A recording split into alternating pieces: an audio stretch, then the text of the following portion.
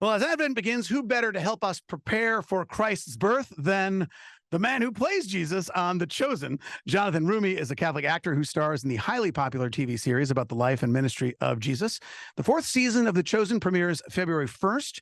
He's also featured in the recent film Jesus Revolution and is a prominent voice on the Hallow prayer app, the #1 prayer app in the world. Along with Liam Neeson, you can hear Jonathan Roumie in the Hallow app's Advent Pray 25 with C.S. Lewis prayer challenge that premiered today.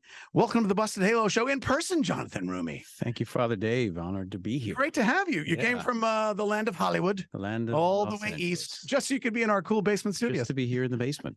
Fantastic. Oh, It's warmer here in the basement than it is outside, so that's nice. It is a little. I can adjust that. I wanted to make you feel like you're shooting in the desert. That's right. Because for you guys, I believe you shoot some stuff in the States, but you shoot where else in the world? No, we shoot all in the States. Yeah. Okay. Currently, we shoot predominantly in Texas and Utah.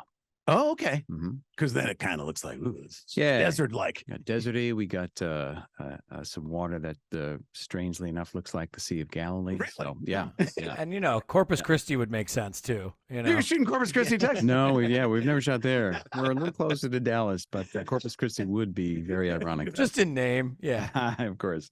Now, I mentioned before you came on, I mentioned that you attended Mass this afternoon here at St. Paul's did. Apostolic Church. I didn't expect to see you. I didn't. It was just completely random. Well, and I would say exactly the same thing, that I did not expect to see you. Yeah. And you came up there after Mass, and I was just saying to Brett and Krista, you had the hair kind of pulled back. So it wasn't the immediate Jesus recognition. No, I do that when I go to Mass mostly. Because I do, yeah. Because of? I get recognized. Okay. Yeah. Now, if only with our Catholic faith, we could, this is a homily right now. We could recognize Jesus in the Eucharist. That's the idea. Preach, brother. Yeah, that's it. Preach on, man. That's yeah. Tell us, we'll talk. I've got a clip from the Hallow app, you and Liam Neeson, that we'll play in a bit. But tell us because I read at some point that you'd been an actor for a while before The Chosen came along, and you kind of were at a point where you're like, God, do you really want me to do this? Yeah, I had been acting on and off for about 20 years. I had started my journey back in New York, and then around 2010, I went over to Los Angeles to see if I could take my shot, as it were. And 8 years in, I found myself struggling and completely broke, and on the doorstep to penury.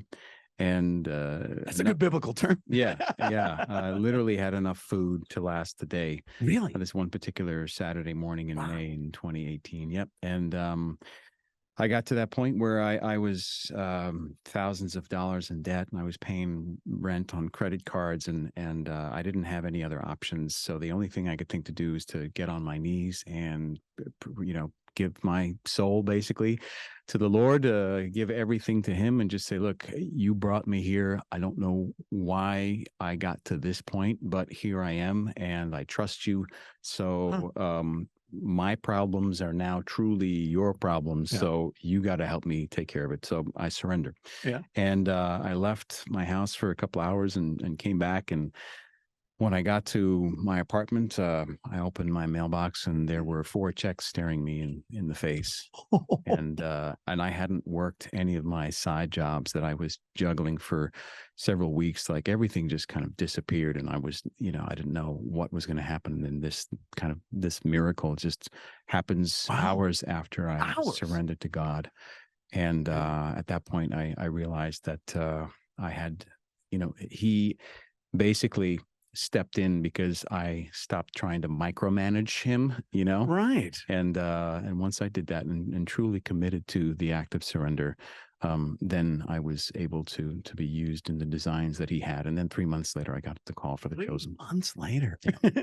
And I think somebody told me recently that you had played Jesus in like a passion play, like at church, right? Yeah, I did. St. Monica's? St. Monica's, Really? yeah, I did a passion That's right, play. near the Paulus in Westwood. That's right. It Paulus started as a Living Stations of the Cross, and then I helped with my friend Maria Vargo. We wrote a script and basically made our version of a passion play, and for a couple of years we did that. And then during that time as well, I was doing some short films for Dallas Jenkins, the creator of The Chosen, for his church's Good Friday service. And so between like 2013 and 2018, I had played Jesus in one form of a project or another for like 5 or 6 times. Wow. And then this came along. So I'm like, oh, so he was prepping me this whole time to do this. Okay. Oh, I see how that works. Yeah. I often say that when I look back at old photos and it's 6 or 7 years old, literally, and we have audio of this, playing with a tape recorder, the cassette kind where you'd have to press play record at the same time. And pretending I was a radio host. So I look back and go, oh God, I see what you're doing there. I'll talk about childhood. So when I was doing when I was performing the Passion, one of the first times we were rehearsing and I was actually carrying the cross in the church, I suddenly had this flashback as a 12-year-old.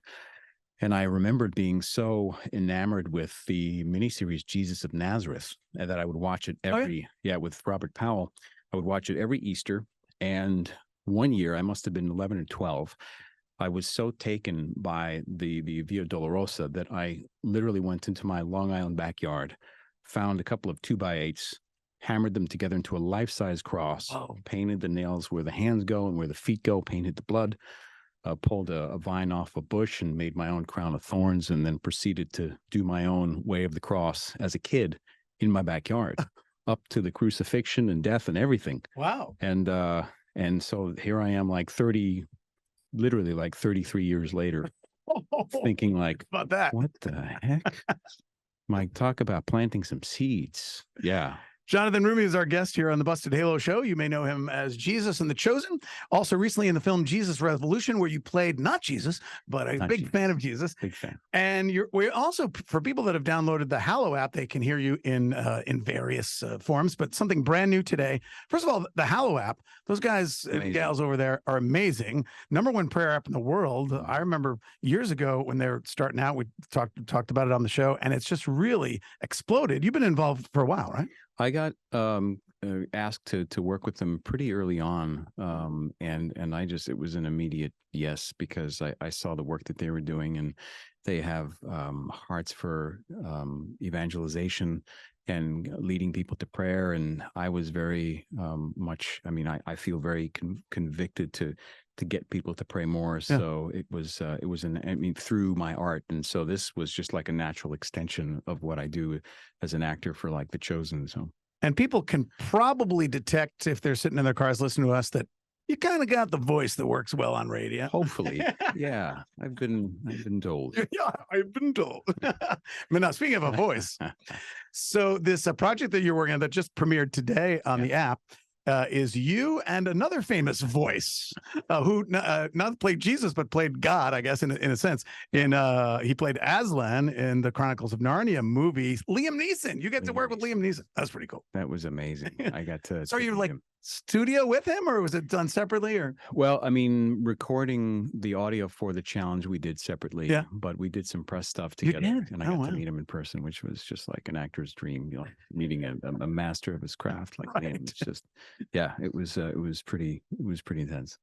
So I was listening to it today. Today was the first day it was available. And if tell me if I'm describing it right. Essentially, the way the two of you work it is that he reads some of Lewis's writings, and you invite us as to how that might apply to us today in terms of a spiritual reflection. Is that fair? That's right. Yeah. So I basically set up the reflections. He reads the writings, and then I kind of come back in, and we sort of weave in and out together, and it hopefully creates a nice vocal tapestry of praise and worship, in that sense that we're leading people to a deeper relationship with Christ and trying to get them to just block out the noise of the society, block out the noise of the commercialization of the season, and to just focus on the importance of what it means to cultivate a deeper relationship to Jesus as we lead to Advent.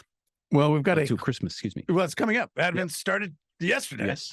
And we've got a clip right here. This is Jonathan Roumie, our guest here on the Busted Halo Show, and actor Liam Neeson, inviting us into the works of C.S. Lewis.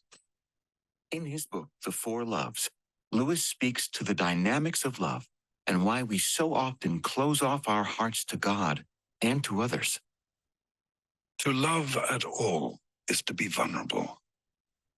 Love anything and your heart will be wrung and possibly broken. If you want to make sure of keeping it intact, you must give it to no one, not even an animal. Wrap it carefully around with hobbies and little luxuries. Avoid all entanglements.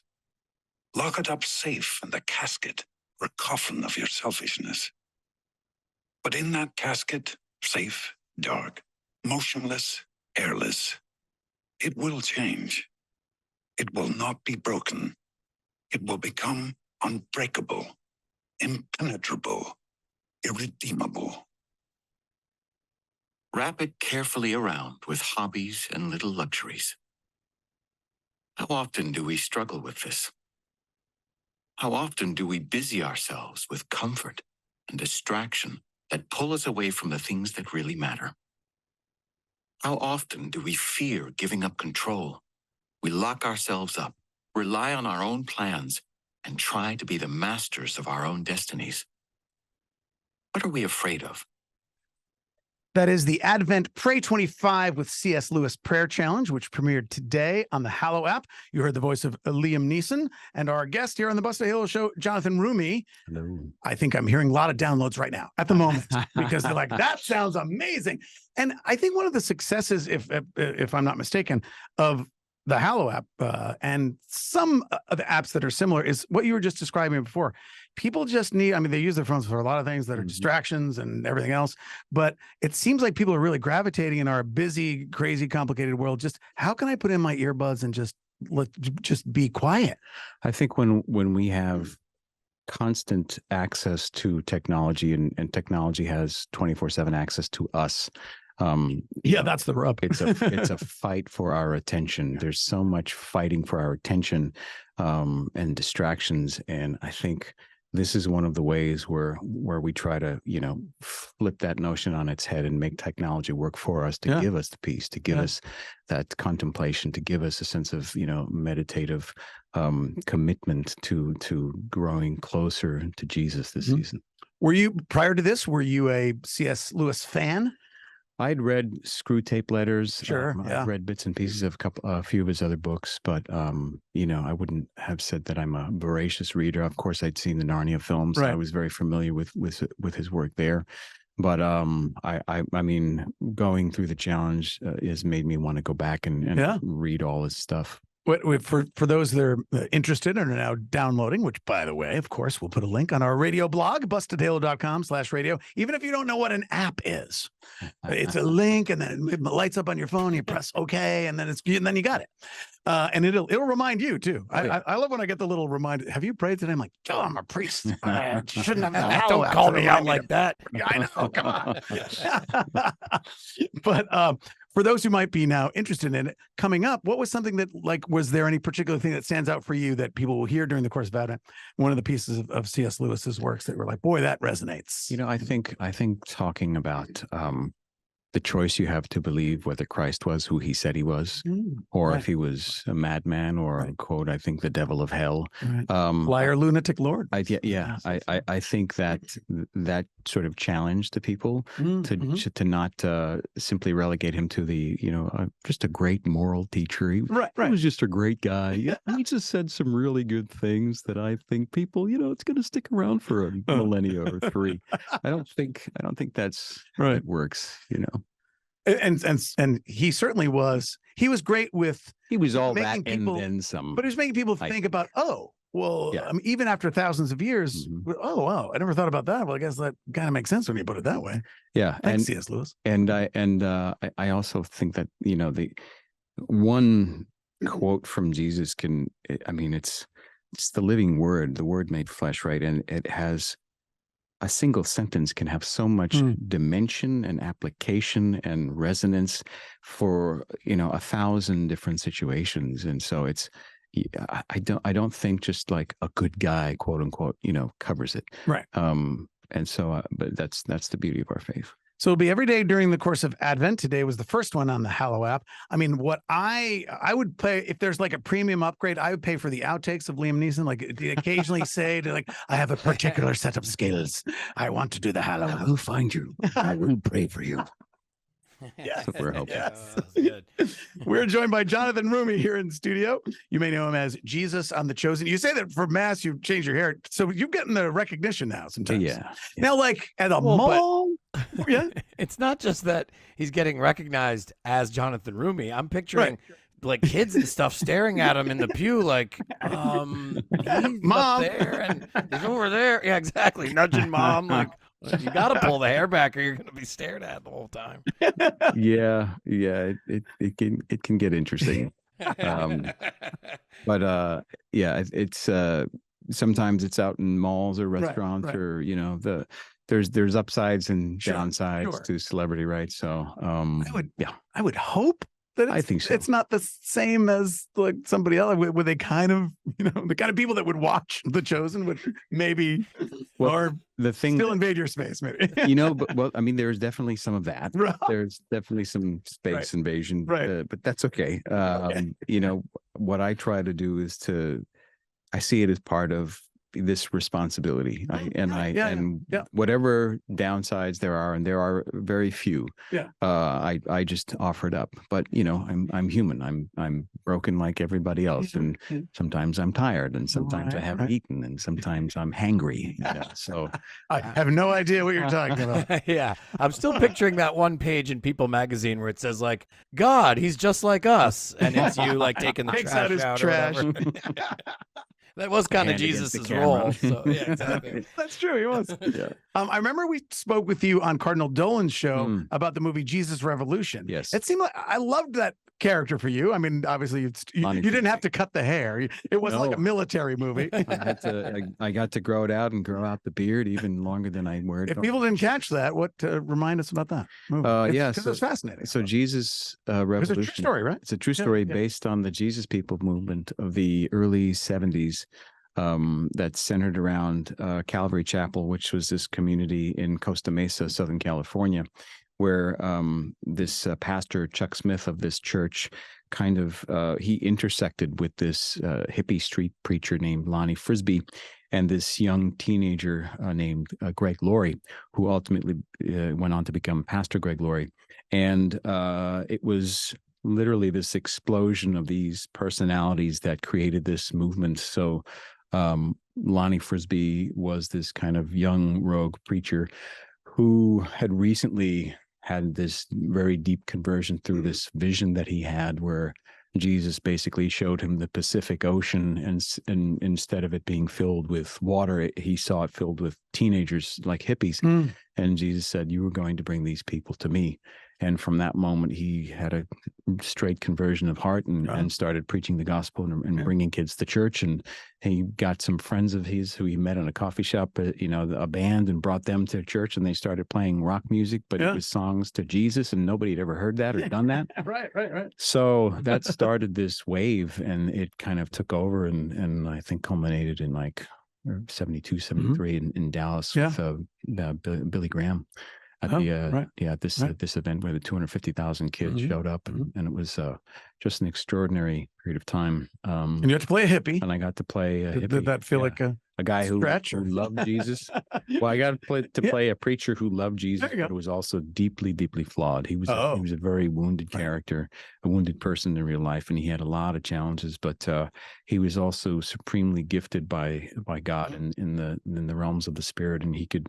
I mean, people that I knew that I spoke to that knew him said it was like, knowing him and hanging out with him was like walking with an apostle. Like you didn't know what was going to happen. It was it felt dangerous because at any minute he could just stop and talk to somebody in the middle of a restaurant or get up on a table or something like that and just know that something was going on with something and cast out a demon or heal somebody's, ailments or whatever. Just, that was kind of par for the course for him. So he was a really, really interesting dude. Now, one of the things you just said, I'm not an actor, but I've heard enough actors talk about their craft that usually to get into a role or to find that hook with a character, oftentimes, even if it's a quote heroic character or a quote good guy, usually try to find what's the downside, who's the dark side, what's operating underneath. Yeah. To play Jesus, that's got to be an extra challenge, though. Yeah, it's not because you're playing the human Jesus, but straightforward. Yeah, I can only that's an understatement. Identify with the humanity of Jesus, or the humanity that Jesus took on. Obviously not Jesus's specific humanity, but I know what it is to be human. Jesus was human. that much I can lend from my own experiences, my own, emotional experiences, and that kind of thing. When it comes to the divinity, I have to, with Jesus in general, I do a lot of prayer. I prep before I shoot. I go to mass. I go to confession. I receive the Eucharist, and I really try to stay connected and pray the rosary and really stay prayed up, as we say at Hallow. Yeah, stay prayed up. Yep. I try to get out of the way when it comes to anything that tries to assume the divinity, because I can never know the mind of God, right? But the other side of it is tricky too, because again, like trying to find where's the flaw in this character that I can kind of have as his backstory. Yeah. Not really that. No. So luckily, a lot of the words do the work for me. That's true. And, good words. I just try to show up and be open about it. Season 4 premieres in February. February 1st, I believe. I think I've seen on social media some of the behind the scenes. Yeah. Can you give us a little teaser of what we're up to? I mean, we know the story. We know how it goes. But yeah, we know this. See. Spoilers. Yeah. Well, the lovely thing about our show is that, you know the story, but you haven't seen it told like this. Right. So, and we have a lot of additional invented characters, which we acknowledge are not scriptural, but they're based on scripture. They're amalgamations of the types of people given the socioeconomic circumstances of the time and the place. And it's a TV show. Sometimes there's one line about an apostle, and we're like, oh, how do we write a whole TV show with this character? He's got one line about him. So we have to build in some stuff that feels authentic and hopefully points people back to the Gospels. Then this point where we're at with season 4, we're working our way to the cross. Jesus is basically, he's made no bones about it that he's there to upset the status quo. And so Jesus is now very much on the radar of the authorities, the Roman authorities, the religious authorities, and neither of them are happy about it. Right. And his apostles are starting to feel a little uncomfortable with the way he tends to, teach and preach and the things that he says. And so we're starting to see the results of what happens when Jesus mixes it up a bit. Jonathan Roumie plays Jesus on The Chosen. We're talking about season 4, which premieres in February. Now, have the producers figured out an arc? We know it's going to be 5 seasons. We know it's going to be 6, or they're just like, let's keep going. 7 seasons. Yeah. Well, perfect. Of course. Yeah. Number of perfection. 7 seasons are what will cover the Chosen's official timeline. Season 5 will focus on Holy Week. Season 6 will focus on the crucifixion, and season 7 will focus on the resurrection and beyond. And while there certainly have been movies that have done Life of Christ, there's never been a 7 season series. Yeah, no, this is amazing kind. Yeah, Great. Yeah, it's pretty extraordinary. And people love it. It's and it's very well done. It's not like, let's scrape a little budget together and get a guy with long hair. No, this is well done. No, I mean, if you look back at the all of the artwork of the Renaissance, I mean, there was a commitment to excellence. Yeah, and I think. Yeah. Media and filmmaking in the Christian space and the faith-based space has kind of devolved from that goal. And so the projects that I commit to, the projects that Dallas, the creator of The Chosen, are committed to, is doing, Hollywood and better versions of the stories that matter to so many people, but just aren't told often enough in the media today. Well, we've got links on our radio blog, bustedhalo.com/radio, to the Hallow app, to where you can find The Chosen, because it's not on one of the big streaming services. You can just get it. Well, it is. Oh, come on. Well, it is. Come on now. You got to get through that research. Which one of the big streaming You are so penitent now, Father Dave. I know. I have to go to confession. Jesus and everything.